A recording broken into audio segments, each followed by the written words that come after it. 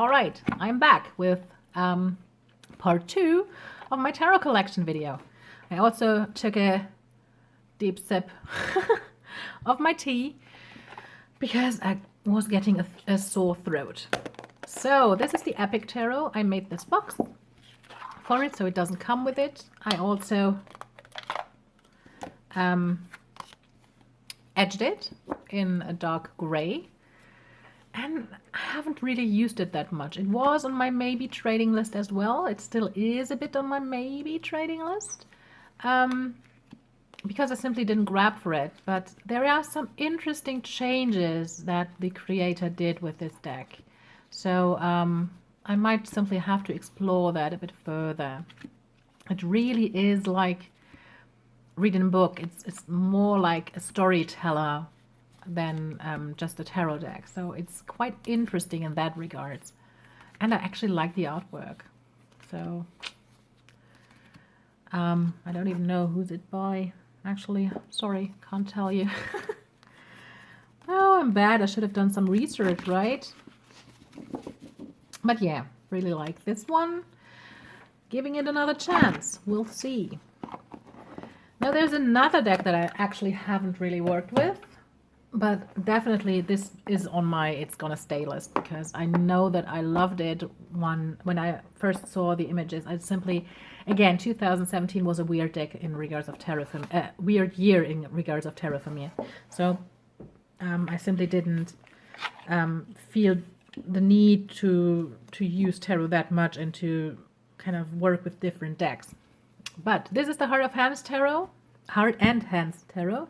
I made the box. So it didn't come with it. It came with a tuck box. And it's just interesting and beautiful and different in the way it's just made. Just plain black and white images, but there's a lot going on there. I had a phase when I really was into black and white decks. I still love them to pieces, but I'm not as crazy about them right now as I was at that time. But I still love them. I love the images. I love what she did here. Yeah, so I'll definitely be working with this deck. Oh, I love this. I love the faces and the people depicted in this deck. They're just so beautiful and different, and everyone has its own character, just with a couple of lines, you know. So I just love it. Really looking forward to working with this deck again. Next one is another one I love. It's the Santa Muerte, the standard edition, and I worked with it a lot around Halloween, and I really like this deck. I know a couple people had some issues with it. I actually didn't. I like how they changed the kind of the journey through the minor arcana in pieces. Gosh, so gorgeous. And it is a very kind of has a very ancestry vibe. I just love it. And it's very nurturing, despite all of the skeletons in it. It's a very nurturing deck. So I really, really like it. I'm definitely not using it like all the time, but I love to pull it out every once in a while, for sure. And it's, as you can see, I think it's actually the only deck that I read reversals with, and it made so much sense. But just with this deck, I for some reason felt drawn to use it with reversals. Don't really know why, but it was amazing. So yeah, Santa Muerte Tarot. I'm running out of space. This is the Wildwood Tarot. I made this box for it with a trusty fossilized wood. I love this deck. I haven't done that much work with it before, but I used it for the Into the Wildwood hashtag. I didn't follow it, like I didn't do the journey all the way through due to personal issues, but this deck did not pull any punches. It was just from the start, it wasn't staying on the surface at all. I just wanted to get to the heart of the matter. I don't know why, but it was like that. Like immediately, it kind of threw major arcana cards at me like crazy. It was a bit overwhelming at times. So I probably should follow the journey through the Wildwoods or journey into the Wildwood, and should go on with it. I just stopped at one point because I wasn't willing to kind of deal with it at that point. So yeah, I love that. I love it. I mean, I love the images, obviously, because it's Will Worthington, and I love me my Will Worthington, and yeah, love this one as well. Next one is another one that was on my... Oh, I wish you could see that. Izzy is all cutesy right next to my decks to the left. Oh, she wants cuddles. Not going to stop though right now because I'm just in the flow. The Old Italian was also on my eventually trading list. It still is. We'll see. On the other hand, I think it's always good to have a Marseille style deck. I haven't really used it that much though. And I have a couple other decks that are pippish, so I'm not sure, although I really like it. I like the way it's drawn, the pictures used, so it is one of the more beautiful Marseille style decks, definitely. I'm not sure. We will see. Oh, and I made this box. It came in a tuck box. I feel like I always have to say that because otherwise people will buy the decks and then expect the boxes to look like that and will be disappointed maybe. So this one is one of the newest additions to my collection. It's a deck that I also kind of got in a trade. So I got it on the trading forum or the trading group that I am on Facebook. And she sent this beautiful, I think it's a calcite. I think it's either a honey calcite, but I think more probably it's an orange calcite. Because it's much more orangey than it looks on camera right now with it, because she said that it wanted to stick with the deck. I love that. I love that. I'm doing that also if I have a stone that kind of wants to be with the deck. I love this deck. I saw a couple pictures of it and then I just simply oh my god, I love it. Fell in love with this deck. I love what the creator did to the court cards. I love how evocative it is, yet so simple. In that regard, it's a bit similar to the Sassorabito, but it has a totally different tone to it. So the first reading I did with it was kind of an interview, but more like a conversation than like very fixed positions.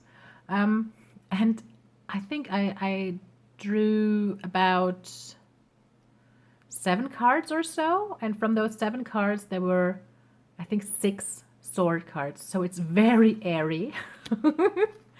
It's definitely a deck that really kind of widens my horizon. It kind of I don't know, it forces me to think larger, and I really love that. So the only thing here, you can see it in this card especially, I mean if you look at the top and at the side as well, it's a Gamecrafter deck, so the quality of the cards themselves is like shitty. It's just bad. The cards are not centered, like the backs are not centered. Cardstock is meh, but then again, I don't care because I just love what the images do to me. I edged it black. I love the backs, even though they are not centered. I think just Gamecrafters has to step up their game. It's just bad. That's just how I feel. You can feel like totally different, and I'm totally fine with that. That's just my opinion. Next deck is the Raven's Prophecy, another one that is on my maybe trading list because I actually love it. I love the artwork in it. I love the simplicity of and the minimalism of the images, but I just simply don't. I very, very rarely am drawn to work with this deck, but still I'm giving it another chance because again I love what she does. It's just Maggie Stiefvater, I think was the name of the creator. Don't I don't know. Don't like nail me. Don't say that you said that and it's wrong. It might be wrong. I can't remember right now. But again, I love the minimalism, yet it's so crystal clear. So crystal clear. I edged it, I trimmed it, you know how I feel about decks, you know, that I don't give it out. If I feel like I want to trim it, I really don't care if it's a mass market or a independently published deck. I'm sorry, that's just how I am. So I edged it and I trimmed it and I love it, and we'll see. I hope that I will just use it more often. I have to force me to use it a bit more because I actually don't want to give it away. Next one I got used last year because I found it for like next to nothing on eBay. And the person who sold it didn't even include the name. I think they probably didn't know the name anymore. So there was just they titled it Tarot Deck. So and I saw the pictures of the cards and I was like, whoa, this is the Legacy of the Divine. And I always wanted it. I don't know why I never bought it actually. The one thing that's bad is it came in a tuck box. No, it didn't. It didn't come in a tuck box. It didn't come in any box. It came in a drawstring bag. And I'm not too huge of a fan of drawstring bags for tarot decks. So I actually made this box for it today. Finished it today. And it came without the book. And I'm kind of missing the book. This is the only complaint I have. Other than that, I really, really like this deck. It's not one that I use every day, obviously. I mean, I don't use any deck every day because I don't do readings every day. But every once in a while, I feel like I need to pull it out. I love the images. It's just, I like it. It's easy on the eyes. Let's say it like that. It's by Ciro Marchetti, by the way. Or Ciro Marchetti or Ciro Marchetti. I never know how to pronounce it. Yeah. I especially like it because I actually, I don't have it, but I want the Kipper cards by him as well. And I would like the, where do I have it? No, I doubt it. I don't have it. The Lenormand cards. Maybe even the Oracle, but we'll see. By the way, I used this background.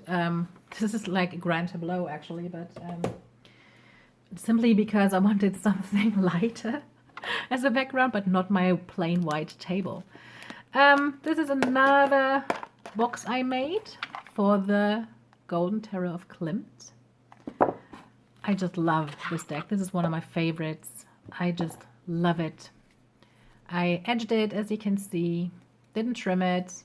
It's something I would usually do because of all the names, but it's just too beautiful to trim. Let's put it like that. It has this lovely golden details on it. It is very evocative. It's even despite the weird angles and weird positions of a lot of people in it, it is just beautiful and it reads beautifully. It's very gentle again, at least in the readings that I did with it, and I just love it. I think it's so beautiful, like really, really, really beautiful. Okay, I need to move on. I get lost in these cards. I just love this deck. Okay, I need to take a sip of tea because I'm getting a very dry mouth and I cannot talk properly anymore. Ah, that's good. Just a cup of black tea with a bit of sugar and some milk. Okay, now we get to the Sun and Moon Tarot. Yeah, I think the Sun and Moon Tarot. I obviously made this pouch and this cloth. I trimmed it, I edged it, I love it. I don't use it enough. That's kind of, I feel like this is not just a show and tell kind of thing, and just simply to show you my tarot collection is also kind of a confession thing where I always say, oh, I didn't use it enough, didn't use that, cannot tell you anything about it. It's just so weird. Well, I didn't use it enough, but whenever I used it, it's lovely. It's a Thoth clone. It's not a Rider-Waite-Smith clone. This is something you need to keep in mind. It's beautiful. Simply beautiful. Period.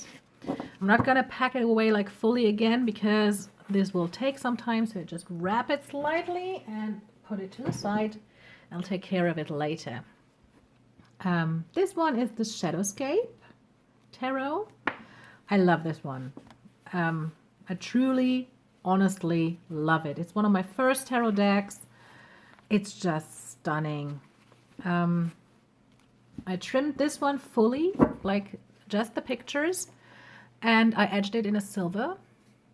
And I just love it. I love the way it came out. I love the way it reads. I love the images.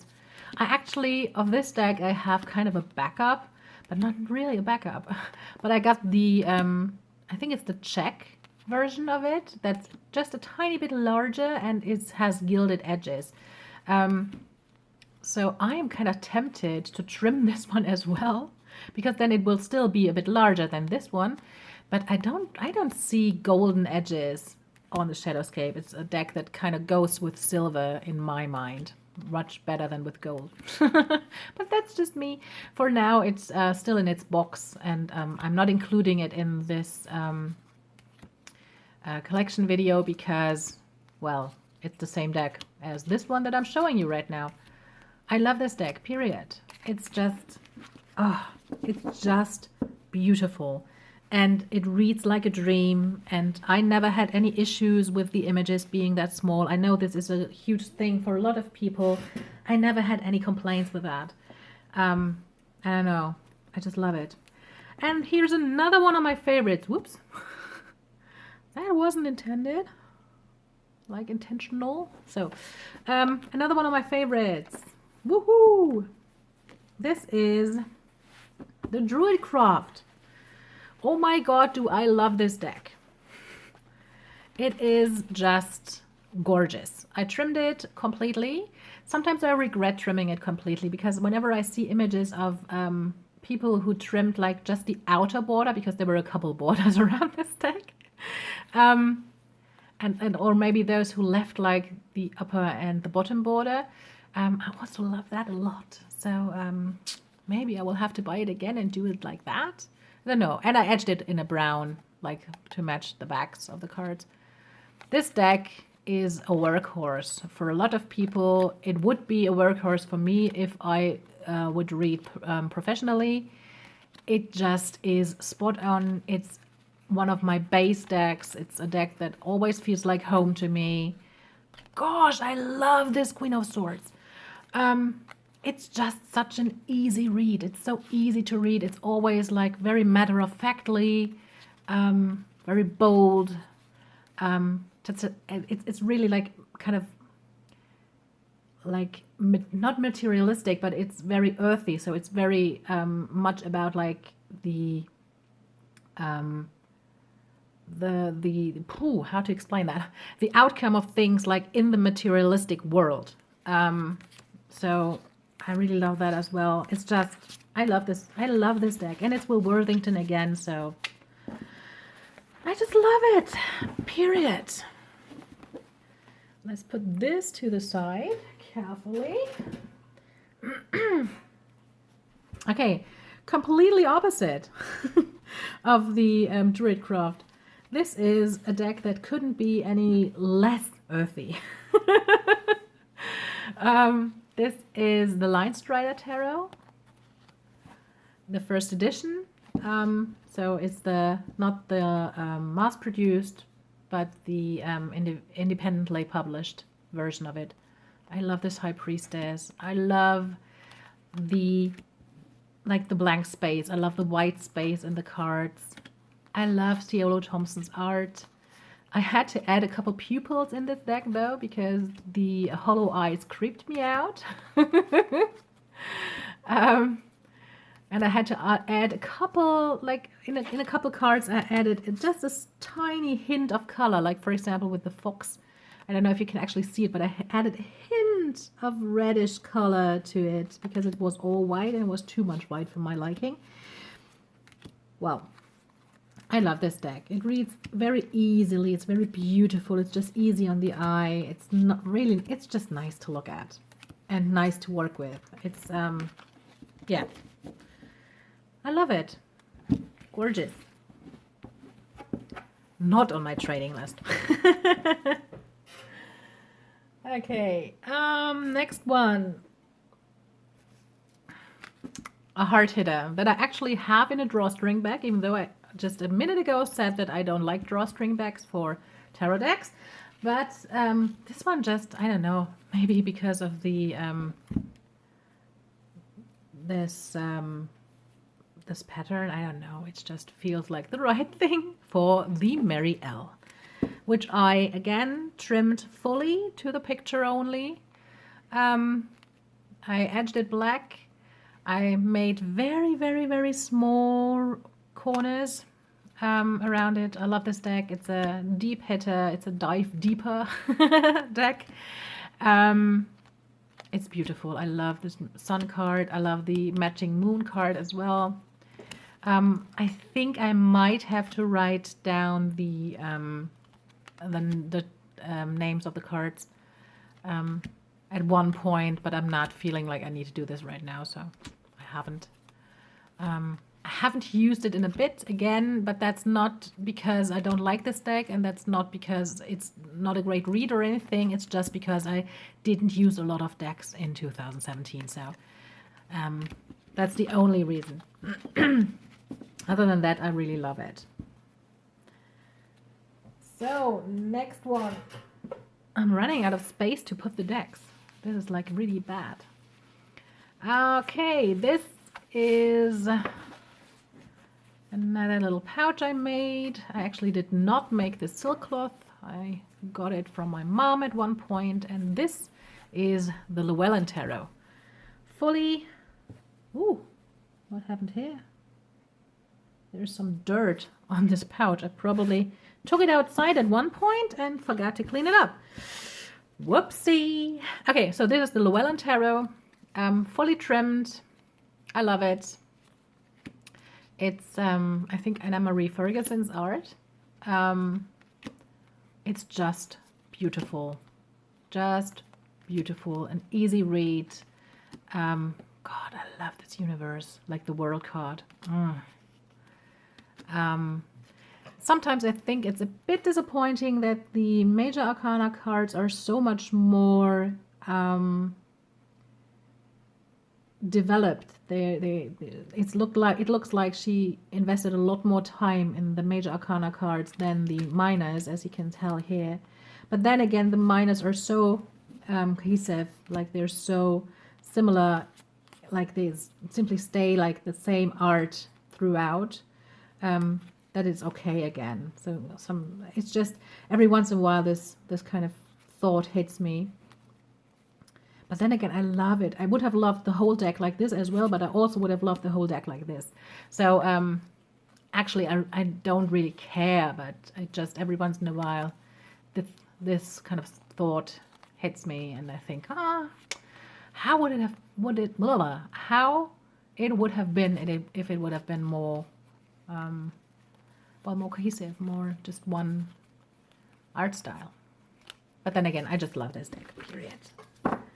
And I don't regret trimming and not edging, but trimming it for a bit.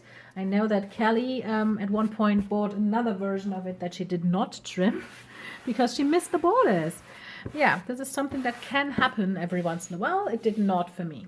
Okay, I take another sip of tea and I'll take another break. And then I will be right back with part 3 of my collection.